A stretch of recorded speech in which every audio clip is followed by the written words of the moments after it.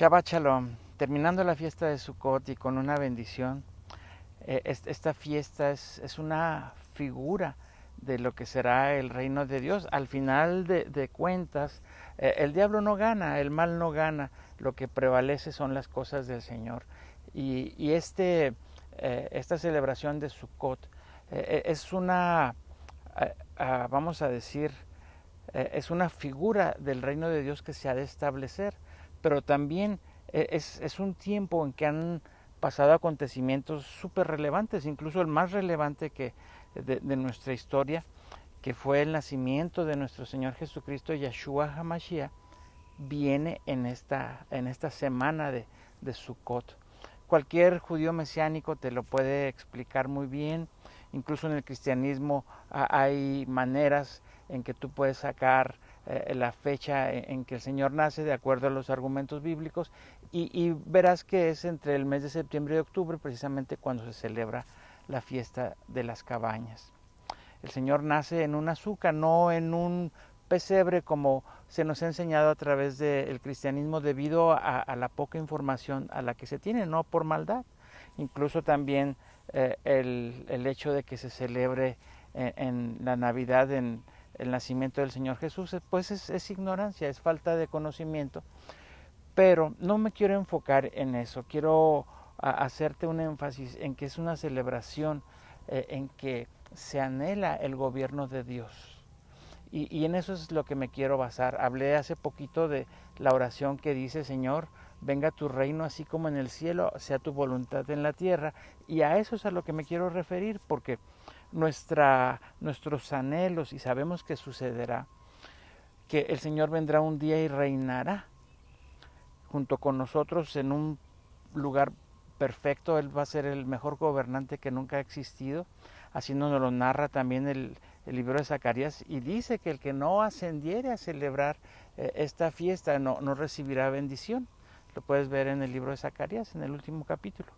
Pero mi comentario de este día y lo que quiero que tú observes y reflexiones es la cuestión de el anhelo del gobierno de Dios. No es una quimera, no es un sueño que digas tú, algún día pasará, sino que es una lucha que tenemos que llevar día a día, y es algo que ha acontecido bíblicamente al pueblo de Dios a través de la historia, que el Señor saca a una familia de Babilonia y comienza a establecerse para tener un lugar de bendición hasta que logra hacerse tribu, y después logra tener una ciudad como lo es Jerusalén, y todo lo que acontece que el reino del mal quiere eliminar a esa gente de Dios, y todo eso es historia. Pero lo que sucede hoy en día es una historia que se está escribiendo, es una historia en que tú y yo estamos involucrados.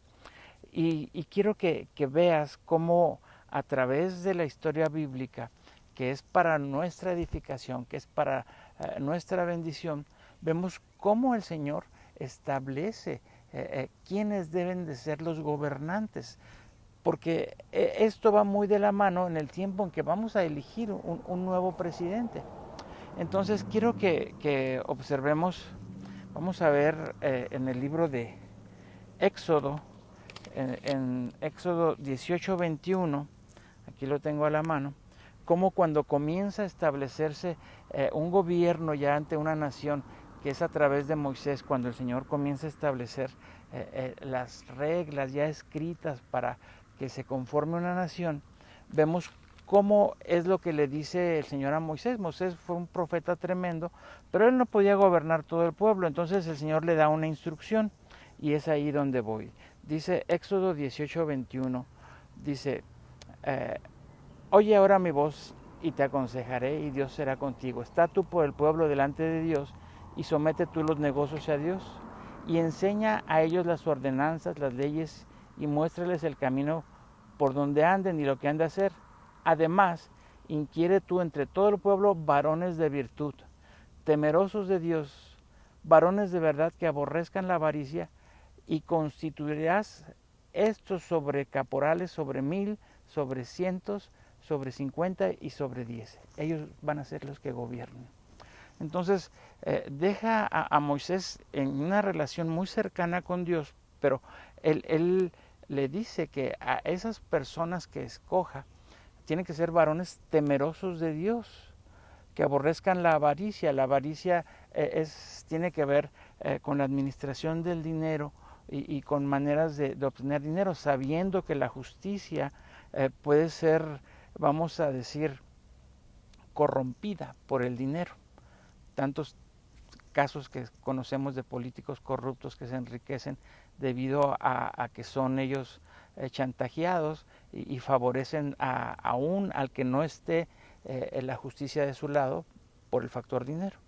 Entonces vemos ahí cómo el Señor comienza claramente a edificar un reino, ¿verdad?, con gobernadores sobre ciertas personas, pero vemos esa virtud que tiene que ser temerosos de Dios.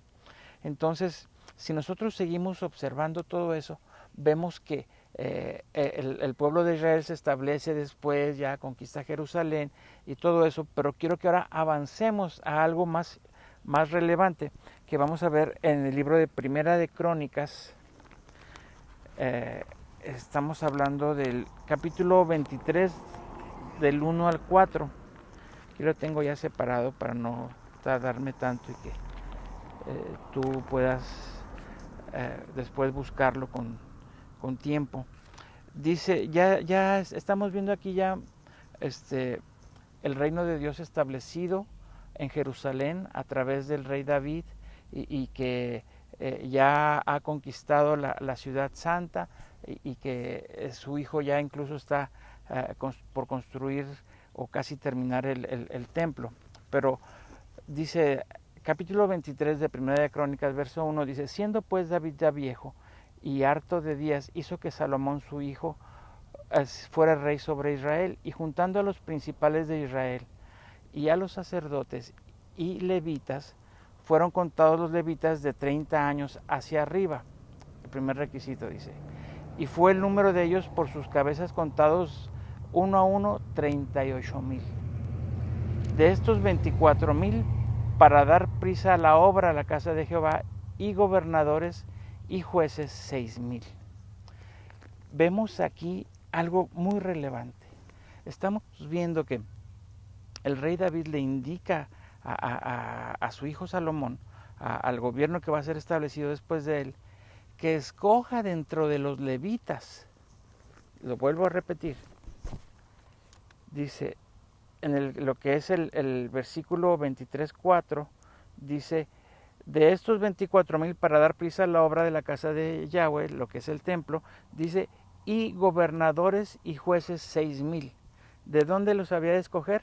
De lo que dice arriba, de los levitas, de la gente que está consagrada al servicio de Dios.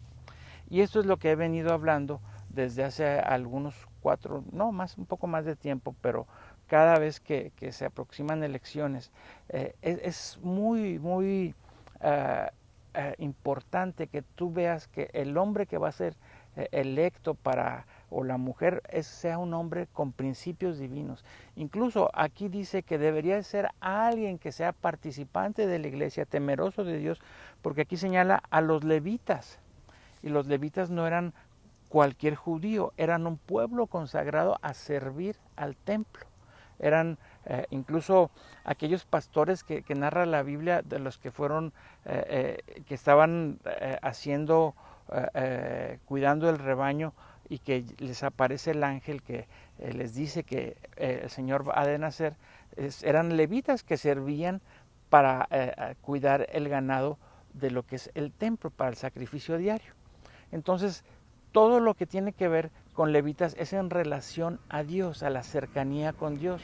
Y dice que de esa gente es la que tiene que ser escogida para gobernadores y jueces.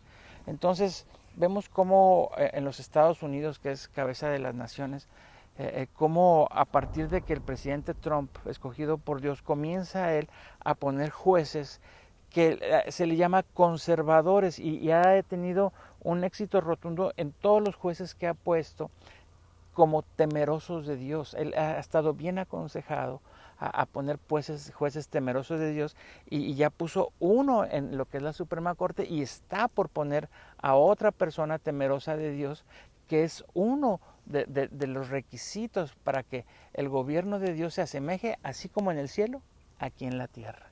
Entonces vemos cómo es necesario que la iglesia despierte, el Israel espiritual de hoy despierte, que esos gobernantes, esos pastores gobernantes tienen que ser gente de Dios, gente que esté consagrada para que no sea corrompida por la avaricia y que sus valores sean tan fuertes para que ese reino se pueda establecer. De otra manera, con corrupción no sucede. Por eso el Señor es una de las cosas por las cuales coge un rico, ya rico como Donald Trump, que incluso su mismo sueldo lo dona cada mes, porque no lo necesita. Él no necesita ser corrupto, tiene todo lo que cualquier hombre en la vida pudiera haber deseado, en cosas materiales, incluso su familia, una bella familia, una esposa supermodelo, y vemos cómo el Señor no se equivoca, hace las cosas de tal manera que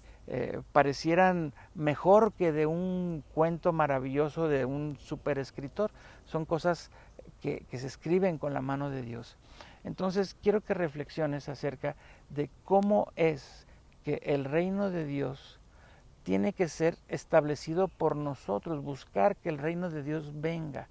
No es solamente un anhelo de oración, tiene que ser un trabajo de nosotros, de establecerlo en nuestros hijos, ¿verdad? De establecer el modelo a seguir de la conducta que tienen que tomar en su casa, en la ciudad, delante de sus padres, sus maestros, el aprender a vivir honradamente y todos los valores que la Biblia nos enseña. Son las bases pequeñas, pero de ahí viene una responsabilidad que es lo que viene a ser la conciencia colectiva de las naciones. Y que por esa causa de la conciencia colectiva muchas naciones serán juzgadas y establecen que hay juicios sobre ellas, vienen cautividades sobre las naciones que comienzan a ser muy impías, vienen desastres. Y quiero que veamos cómo al momento de escoger a alguien más, vamos a decir, ya para restablecer el reino de Dios. Ahorita en Estados Unidos se está restableciendo el reino de Dios.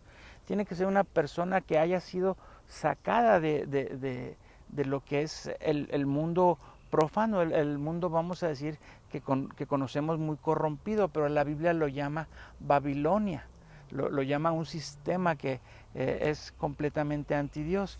Y quiero que veamos en el libro de Ageo, capítulo 2, cómo cuando se va a restablecer Jerusalén, que el rey Ciro manda a que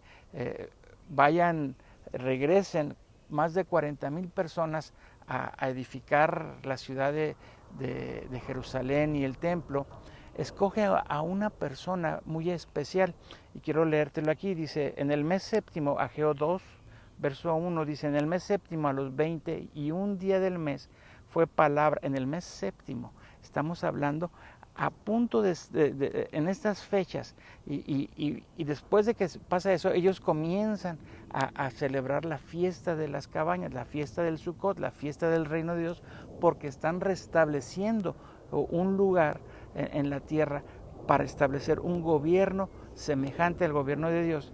Y dice, en el mes séptimo, a los 21 días del mes, fue palabra de Yahweh por mano del profeta Ageo, diciendo, habla ahora a Zorobabel, hijo de Salatiel, gobernador de Judá, y a Josué, hijo de Josadac, gran sacerdote, y al resto del pueblo, diciendo, ¿quién ha quedado entre vosotros que haya visto esta casa en su primera gloria y cuál ahora la veis? ¿No es ella como nada delante de vuestros ojos? Pues ahora, Zorobabel, esfuérzate, dice Yahweh, esfuérzate también, Josué, hijo de Sodac, gran sacerdote. Vemos aquí cómo, no quiero hablar ahorita del sacerdote, sino de Zorobabel, que va a ser el gobernante.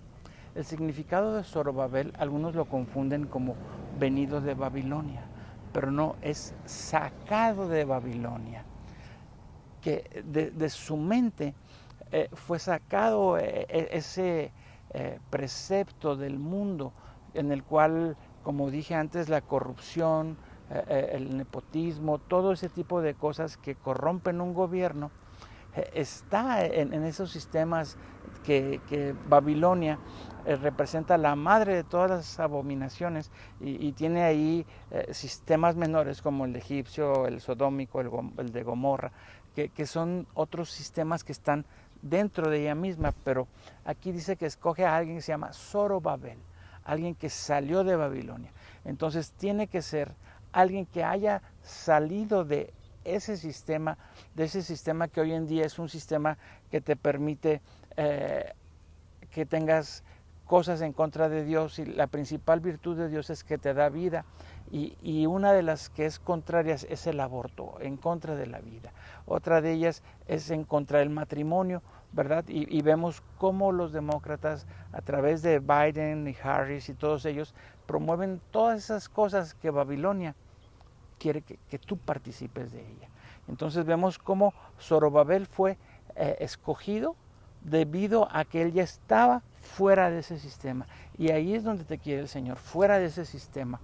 Para poder entrar a ese sistema, como te lo he dicho otras veces, tienes primeramente que arrepentirte de tus pecados, poner la sangre de Jesucristo como pago para tus pecados y el anhelo de una nueva vida, para que comiences a entrar al sistema de la Nueva Jerusalén y que el gobierno que uno anhela comienza a ser un reino, primeramente comenzando con tu persona, continuando con tu familia, y tu gente a la que afectas, y anhelando tener una nación bajo el gobierno de Dios, que es lo que se proclama aquí en Estados Unidos, One Nation Under God. Así es de que Shalom, y recordemos que todo esto está en relación a lo que celebramos, la fiesta de Sukkot, la fiesta del gobierno de Dios, de estar con esa cobertura del gobierno de Dios, y que un día muy pronto, ¿verdad?, que quizás esta generación nos toque ver lo que acontece, ¿verdad?, y que todo ese mal que por ahora el hombre que no conoce a Dios sigue, vamos a decir, en esas malas obras, será destruido. Y vendrá nuestro Mesías y gobernará sobre toda la tierra. Pero por lo pronto nosotros tenemos que hacer, ¿verdad?, poner los enemigos de Dios bajo sus pies. Así es de que Shalom, y que el Señor esté con ustedes.